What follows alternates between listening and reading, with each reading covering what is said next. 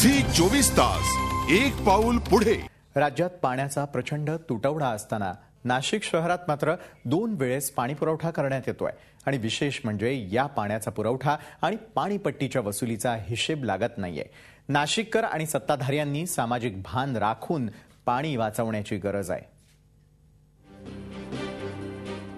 जागतिक मानांकनानुसार प्रति माणशी 150 लिटर पाणी गरजेचं आहे। यानुसार नाशिक शहराची लोकसंख्या 16 लाख गृहीत धरली तर दर महिन्याला 240 दशलक्ष घनफूट पाणी लागतं।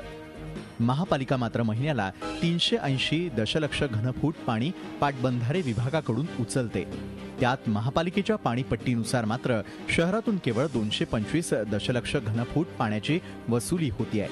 म्हणजेच नाशिक महापालिकेच्या आरक्षित पाण्यातून 35 ते 40% पाणी वाया जात आहे। प्रत्यक्षात आमचं बिलिंग हे 1584 MCFT इतकं होतं। याचा अर्थ 40% महापालिकेचं बिलिंग होत नाही।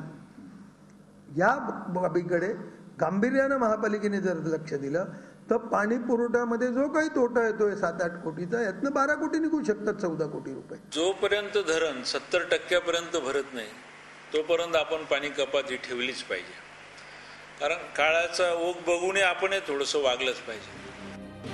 20% पाणी गळती आणि 10% अतिरिक्त वापर विचारात घेऊन इतक्या मोठ्या प्रमाणात पाणी वाया जाणं म्हणजे पाणी पुरवठा विभागाची बेफिकिरीच म्हणावी लागेल। काटेकोरपणे वसुली केल्यास महसुलामध्ये 10 कोटी रुपयांची भर पडू शकते। नाशिक महापालिकेनं आपला पाणी वापर काटकसरीनं करणं आवश्यक असल्याचं जिल्हाधिकाऱ्यांनाही वाटतंय। वैयक्तिकरित्या मला असं वाटतं की अजून थोडे दिवस ते पाणी कपात जी होती ती थोडीशी जर नसती केली, कपात जर सुरूच राहिली असती, ती मागे घेतली नसती तर बरं झालं असं, असं माझं वैयक्तिक मत आहे। जागरूक नगरसेवकानं ही आकडेवारी दाखवूनही पालिकेची उधळपट्टी अद्याप सुरूच आहे। पाण्याची मोजदाद करून सुस्तावलेल्या प्रशासनानं त्याचा हिशेब मांडल्यास नाशिककरही पाणी बचतीत मोलाचा वाटा उचलू शकतात। तसंच कमी पावसामुळे मराठवाड्याला सध्या मोठ्या प्रमाणात पाण्याची गरज असून हेच वाचवलेलं पाणी मराठवाड्यातील तहानलेल्या जनतेला देता येईल। झी 24 ताससाठी योगेश खरे, नाशिक।